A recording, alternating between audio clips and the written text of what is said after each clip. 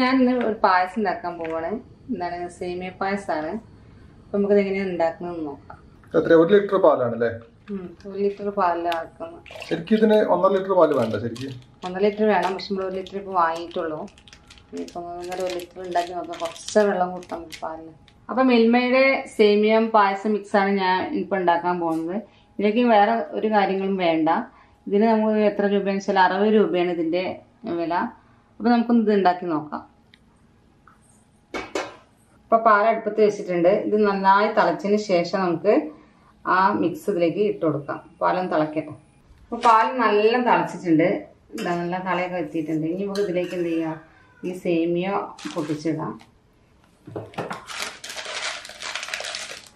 നമ്മുടെ അടപ്പായസത്തിന് അത്ര എന്തായാലും സമയം എന്തായാലും സേമിയത്തിന് വേണ്ട. അതൊക്കെ ആകുമ്പോൾ കുറേ ടൈം നമുക്കതിങ്ങനെ കുറുകി വരുന്ന വരെ നിൽക്കണം. പക്ഷേ ഇതിന് അത്ര സമയം നിൽക്കണ്ട. അതിൽ മിക്സർ എല്ലാ സംഗതിയുണ്ട്. ഇതാ മുന്തിരി വരെ ഇതുണ്ട് കേട്ടോ. സേമിയ, പഞ്ചസാര, ഏലക്കായ എല്ലാം ഇതിൽ പൊടിച്ച് തന്നെയാണ്. ഇതൊന്ന് ചേർത്ത് കൊടുക്കാൻ മാത്രം മതി നമുക്ക്. അപ്പം നമുക്കിത് ഇതിലേക്ക് ചേർത്ത് കൊടുക്കാം. അപ്പോൾ ഇത് ഇടുമ്പോൾ നന്നാക്കി ഇളക്കി തന്നെ ഇട്ട് കൊടുക്കുക. കട്ട പിടിക്കാത്ത ഇതിലിങ്ങനെ ലേസായിട്ട് ഇട്ടിട്ട്. അപ്പോൾ നമ്മളിതിൽ അണ്ടിപ്പരിപ്പ് മുന്തിരി ഒന്നും ഇടേണ്ട ആവശ്യമില്ല. എല്ലാം ഇതിൽ തന്നെ ഉണ്ട്. അപ്പോൾ ഏറ്റവും എളുപ്പം നമുക്ക് ഉണ്ടാക്കി കഴിയും. 10 മിനിറ്റിൻ്റെ പണിയുള്ളൂ ഈ പായസം ഉണ്ടാക്കാൻ.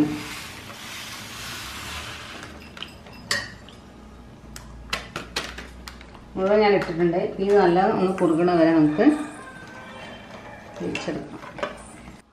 അപ്പോൾ സേമിയ പായസം ഏകദേശം ഇതാ റെഡി ആയിട്ടുണ്ട്. പിന്നെ അധികം അങ്ങനെ പറ്റണ്ട. അതൊന്നും ചൂടാറുമ്പോൾ എന്തായാലും കട്ടിയാവും. പിന്നെ ഇതിലേക്ക് നമുക്ക് എന്ത് ചെയ്യാം, മിൽമയുടെ തന്നെയാണ് ഞാൻ നെയ്യ് ഇടുന്നത്. അതിലൂടെ നെയ്യ് നമുക്ക് ഒരു സ്പൂൺ നെയ്യിട്ടെ. അണ്ടിപ്പരിപ്പ് മുന്തിരി ഓൾറെഡി ഇതിലുള്ളതുകൊണ്ട് നമുക്കൊന്നും ഇടേണ്ട ആവശ്യമില്ല. ഒരു സ്പൂൺ നെയ്യ് ഞാൻ ഇതിലേക്ക് ഇട കൊടുക്കുന്നത്. ഇത്രയേ ഉള്ളൂ പണി. അപ്പോൾ പായസം വേഗം ഉണ്ടാക്കി കഴിയും. എല്ലാവരും ഒന്ന് ട്രൈ ചെയ്ത് നോക്കുക.